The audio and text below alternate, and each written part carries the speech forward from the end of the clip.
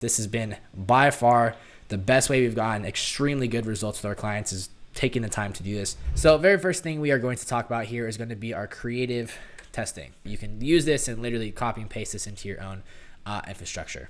So number one here, the controlled variables here are going to be the time that these ads are launched, the day these ads are launched.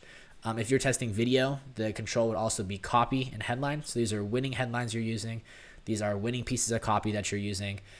This is a winning audience. There's 4 audiences here that you see. These are also 4 winning audiences.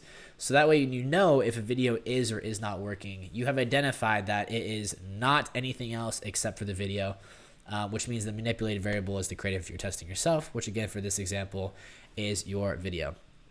Make sure you let these ads run for 4 days flat. Do not launch these on Friday, Saturday, Sunday. Make sure to only launch them between Monday, Tuesday, Wednesday, and Thursday. Okay, and make sure you're also scheduling for 4 a.m. You're not launching them in the middle of the day, because launching an ad at 2 p.m. and launching an ad at 4 a.m.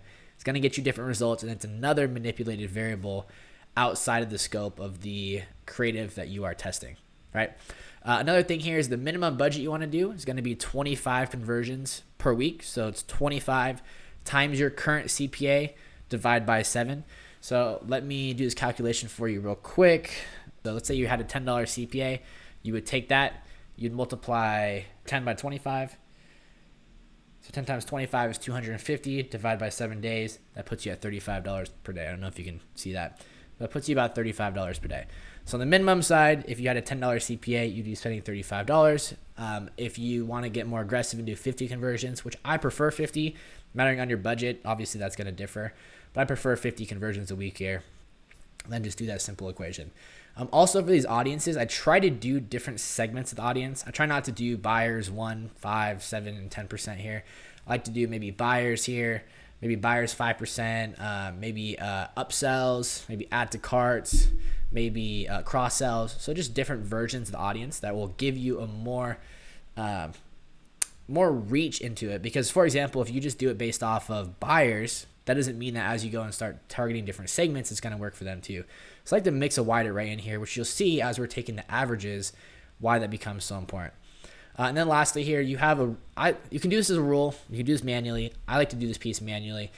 And this is if an ad spends 5x your target CPA. So if your target CPA is $10 and it spent 50, if the current KPI is not within 30% of that, then I kill it. Unless there's some early indicators there, which is why I manually do it. I don't set a rule for it. Sometimes there's early indicators because maybe I add a cart to purchase is normally 50%, but for some reason it's 20%. Can maybe get that lift back. So it's a little bit of an anomaly. So we do still take a look at that at a manual basis. But if it spent $50 and it's not within 30% though, then usually we're going to end up killing it. That's the only thing you'll be doing here inside of those 4 days.